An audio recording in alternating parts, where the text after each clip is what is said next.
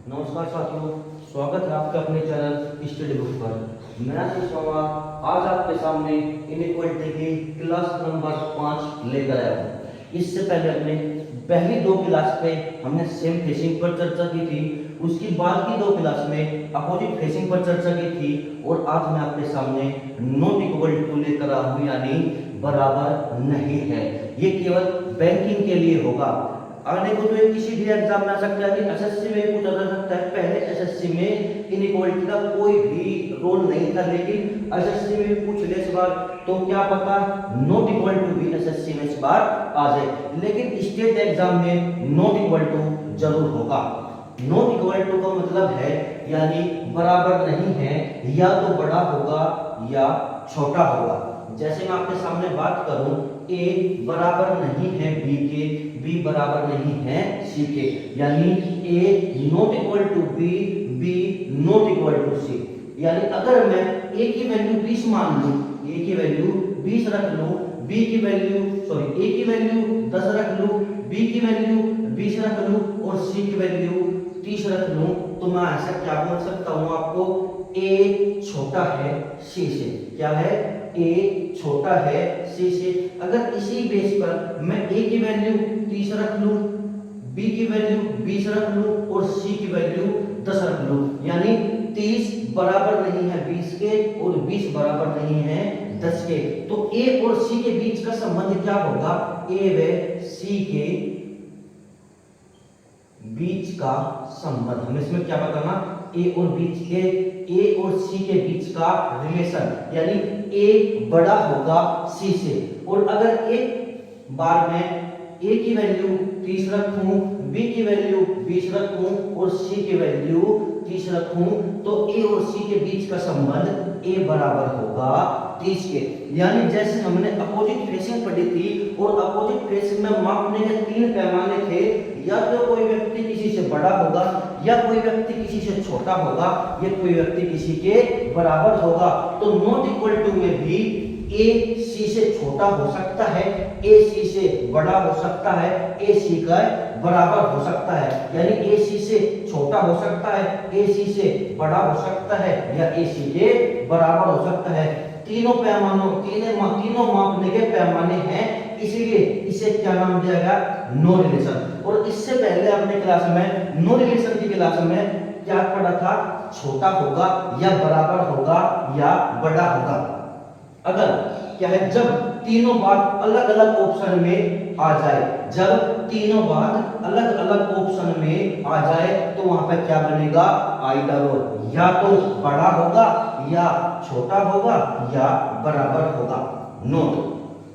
Not equal to का निशान not equal to के साथ चाहे एक बार आ जाए, यानी नॉट इक्वल टू का निशान नॉट इक्वल टू के साथ चाहे एक बार आ जाए या अनेक बार आ जाए, चाहे एक बार आए या 10 बार आए, तो वहां पे नो रिलेशन की स्थिति पैदा होगी। और नो रिलेशन में हम क्या करेंगे?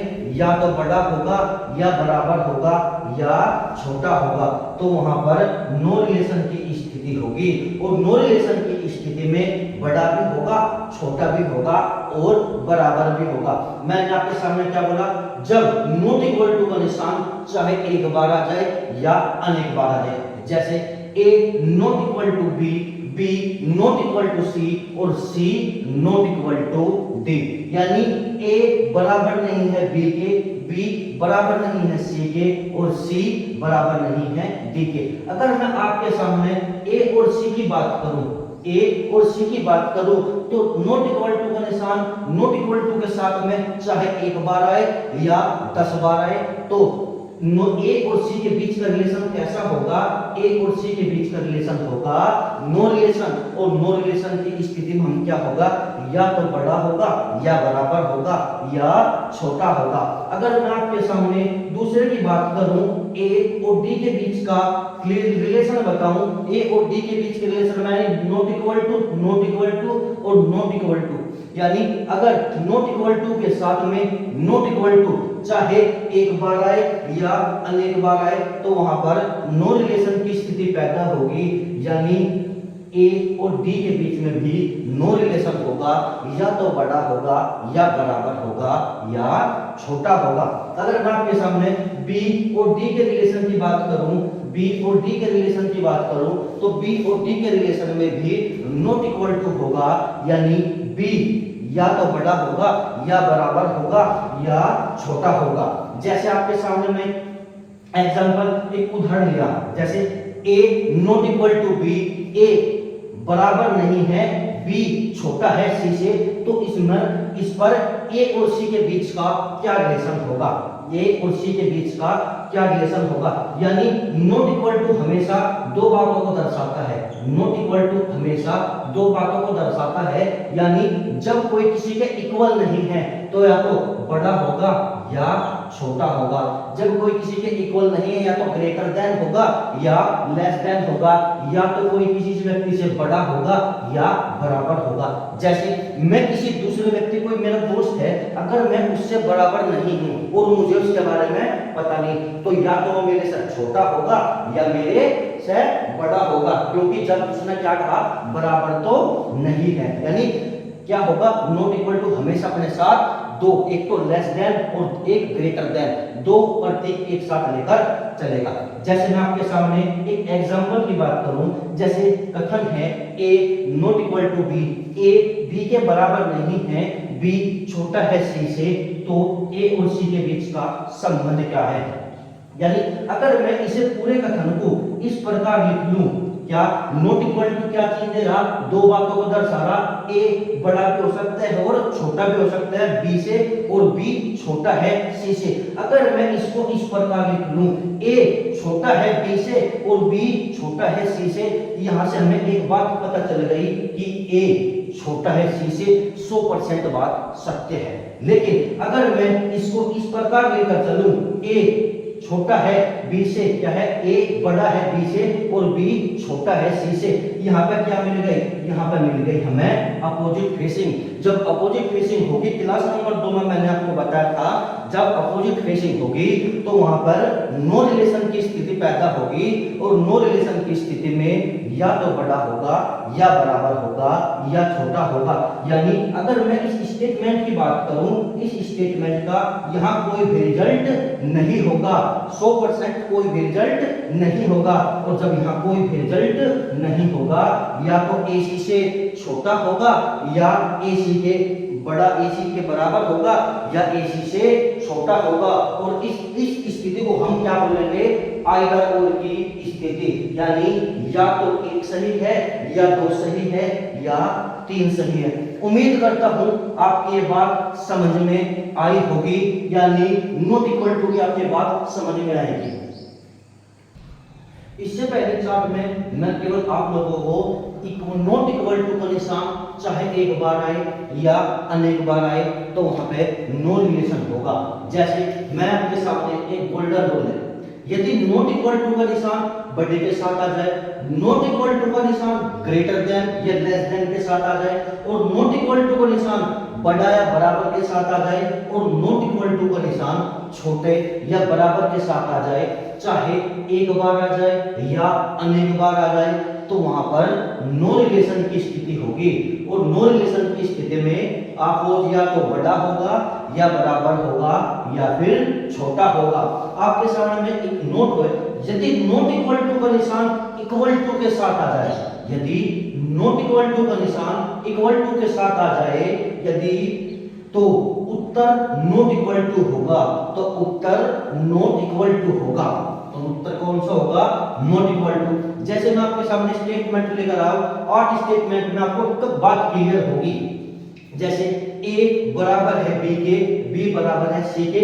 आप सबसे पहली वीडियो याद करो, जो इनइक्वालिटी की सबसे पहली वीडियो थी, जब ए बी के बराबर है, बी सी के बराबर है, तो ए भी सी के बराबर होगा, तो ए भी सी के बराबर होगा। अगर मैं दूसरे स्टेटमेंट की बात करूं, ए बड़ा है बी से और बी बड़ा है सी से, यानी सेम फेसिंग है।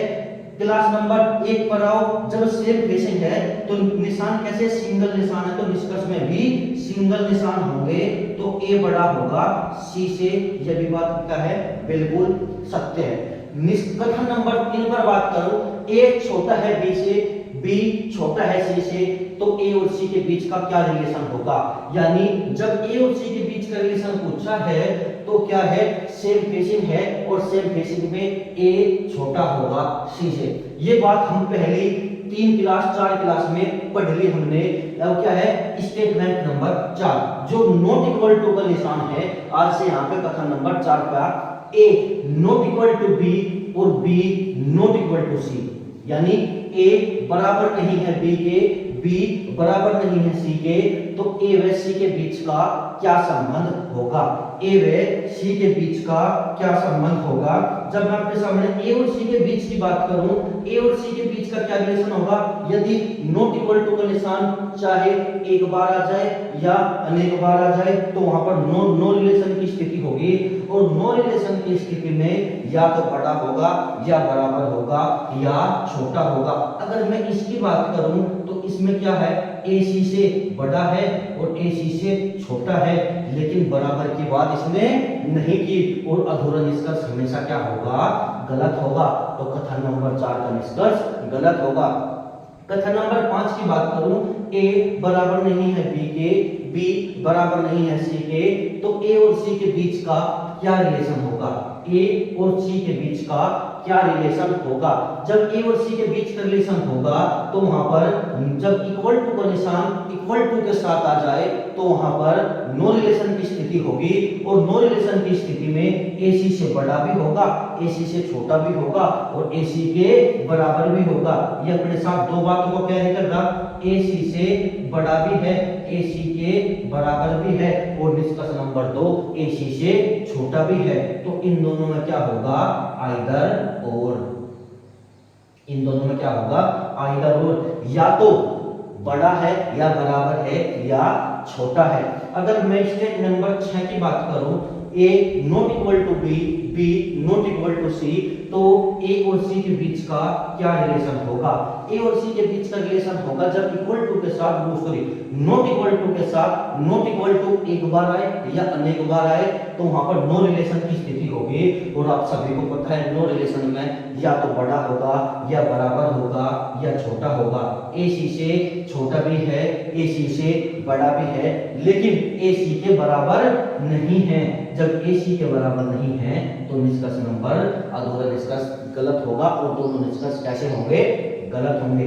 अगर मैं स्टेटमेंट नंबर 7 की बात करूं, ए सी से बड़ा, ए सी से बराबर नहीं है, बी सी से बराबर नहीं है, तो ए और सी के बीच का क्या निष्कर्ष होगा। यानी ए और सी के बीच का क्या निष्कर्ष होगा। जब ए और सी के बीच का क्या निष्कर्ष होगा, रिलेशन होगा, जब नॉट इक्वल टू का निशान नॉट इक्वल टू के साथ एक बार आए या अनेक बार आए तो नो रिलेशन होगा। और नो रिलेशन में आपको पता है बड़ा भी होगा, बराबर भी होगा और छोटा भी होगा।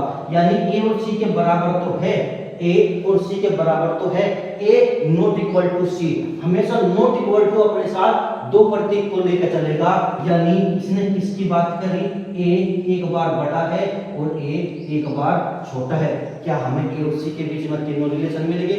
जब ए और सी के बीच में हमें तीनों रिलेशन मिलेंगे तो वहां पर क्या होगा, आइदर और का निर्माण होगा।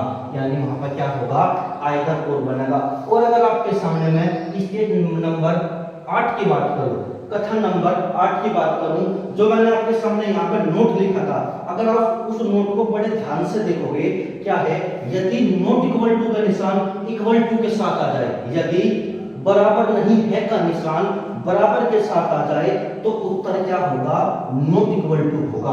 कैसे नॉट इक्वल टू होगा, मैंने आपको बताया था नॉट इक्वल टू हमेशा अपने साथ दो प्रतीक को लेकर चलेगा। यानी या तो छोटा होगा या बड़ा होगा।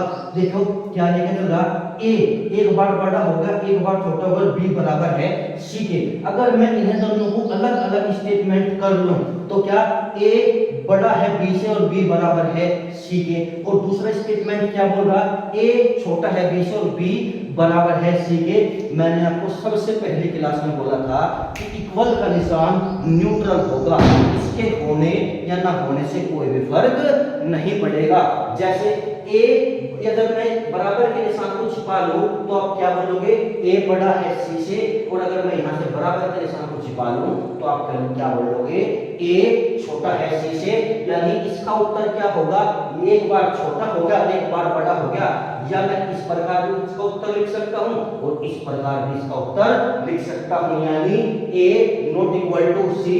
अगर आप इस नोट पर ध्यान करोगे, यदि नॉट इक्वल टू के साथ इक्वल का निशान आ जाए, यदि नॉट इक्वल टू के साथ इक्वल का निशान आ जाए तो उत्तर क्या होगा, नॉट इक्वल टू। तो उत्तर क्या होगा, नॉट इक्वल टू। और नॉट इक्वल टू हमेशा अपने साथ दो बातों को कैरी करता है, ए सी से बड़ा होगा और ए सी से छोटा होगा।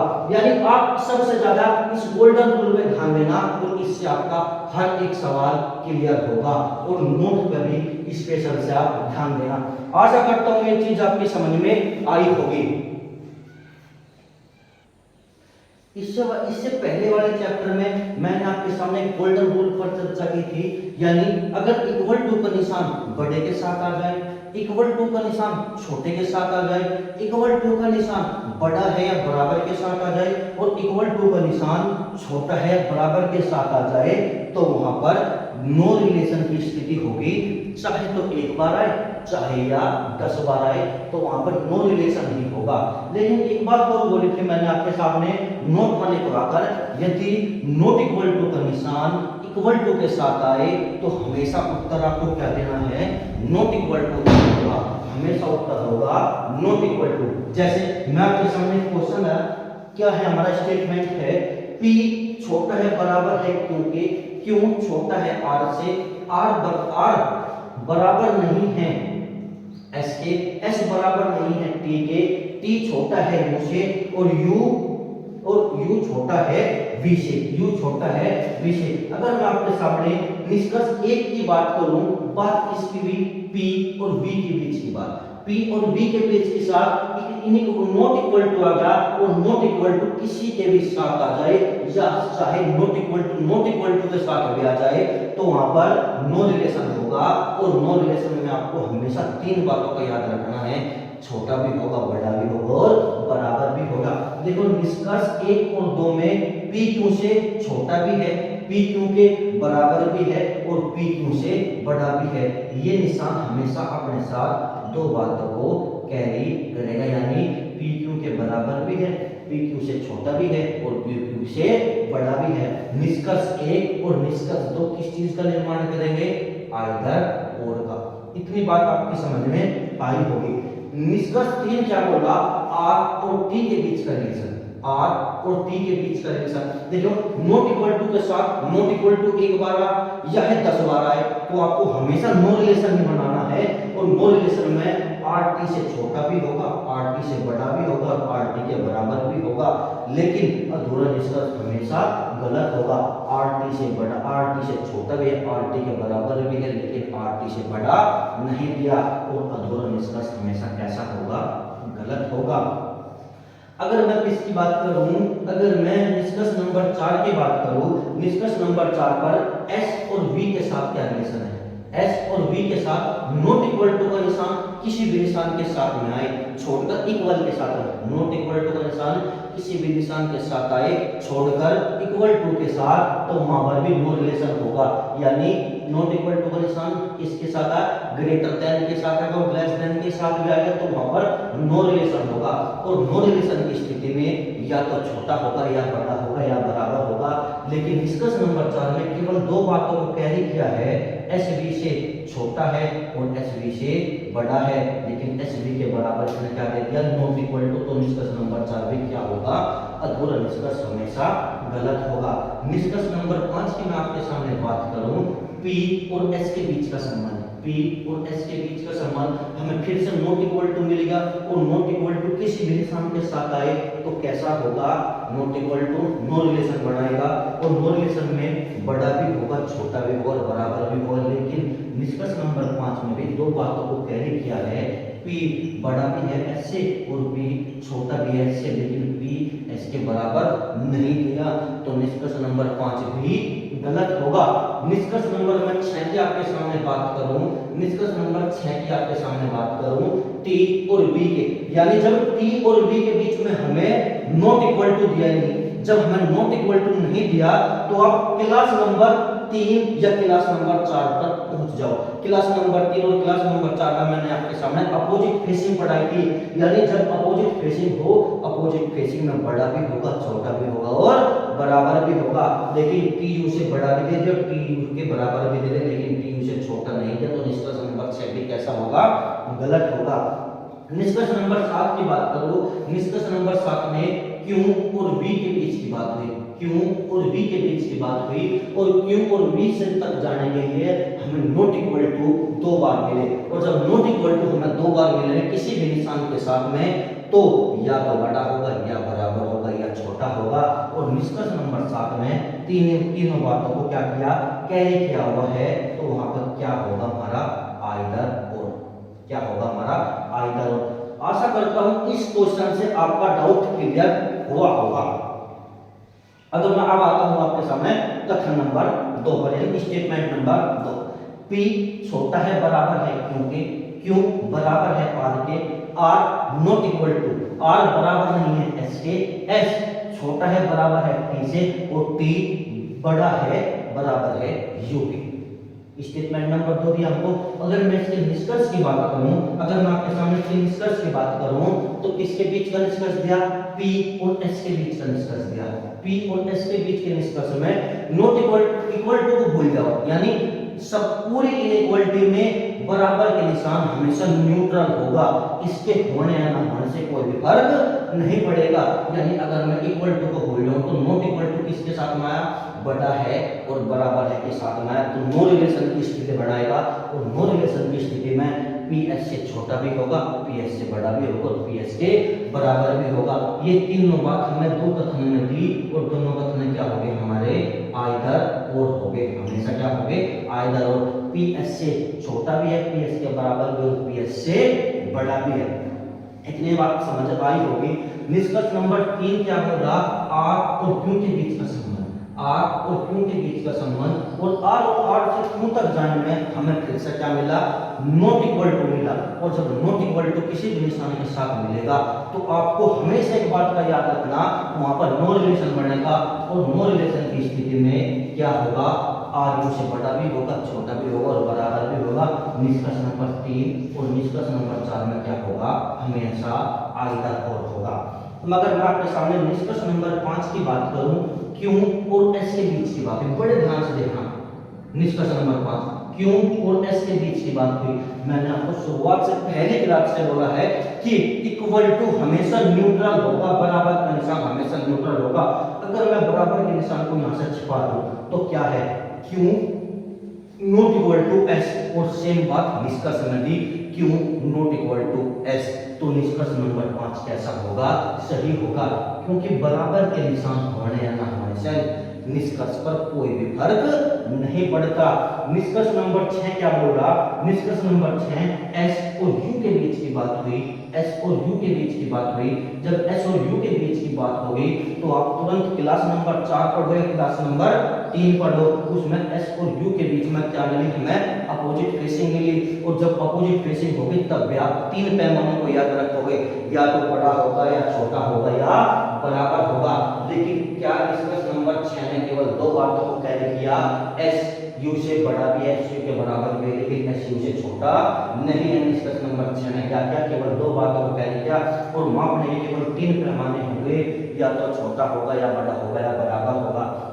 अगर मैं आपके सामने निष्कर्ष नंबर 7 की बात करूं, Q और T के बीच का क्या संबंध होगा, Q और T के बीच का क्या संबंध होगा, यानी जो न्यूट्रल है इसका बोल जाओ, नॉट इक्वल टू का निशान किसी भी प्रतीक के साथ आएगा तो वहां पर नो रिलेशन होगा, और नो रिलेशन की स्थिति में Q T से छोटा भी होगा, Q T से बड़ा भी होगा और Q T से बराबर भी होगा, तो वहां पर क्या होगा, आइदर और। अगर कोई भी अधूरा निष्कर्ष होगा तो वो हमेशा गलत होगा। तीनों बातों को कैरी करना, तीनों पैमानों पर खरा उतरना ही आइदर और होगा, तीनों पैमानों पर खरा उतरना ही आइदर और होगा, या तो बड़ा होगा या बराबर होगा या छोटा होगा। यानी आशा करूंगा नॉट इक्वल टू आपकी समझ में आया होगा। यानी मैं आपको पहले भी बताया था नॉट इक्वल टू अभी केवल बैंकिंग में है, लेकिन एसएससी में इससे पहले इनइक्वालिटी का पोर्शन था ही नहीं। इस बार एसएससी जीडी और एमटीएस में इनइक्वालिटी का दो क्वेश्चन देखने को मिले। क्या पता आने वाले समय में नॉट इक्वल टू भी एसएससी में शामिल होगा, लेकिन नॉट इक्वल टू आपके स्टेट एग्जाम में जरूर देखने को मिलेगी। आप यूपीएसआई दोगे या फिर यूपी ट्रिपल एससी का कोई भी एग्जाम दोगे तो वहां पर नॉट इक्वल टू आपके सामने जरूर देखने को 2 से 3 क्वेश्चन जरूर मिलेंगे। आशा करता हूं ये क्लास नॉट इक्वल टू की आपकी समझ में आई होगी। अगर कोई भी क्वेश्चन का डाउट है, मैं अपने हर लास्ट क्लास में बोलता हूं, अगर कोई भी क्वेश्चन का डाउट है तो प्लीज कमेंट सेक्शन में कमेंट करें। नेक्स्ट क्लास शुरू होने से पहले सबसे पहले मैं आपके क्वेश्चन का आंसर दूंगा। इसी के साथ जय हिंद, जय भारत, नमस्कार।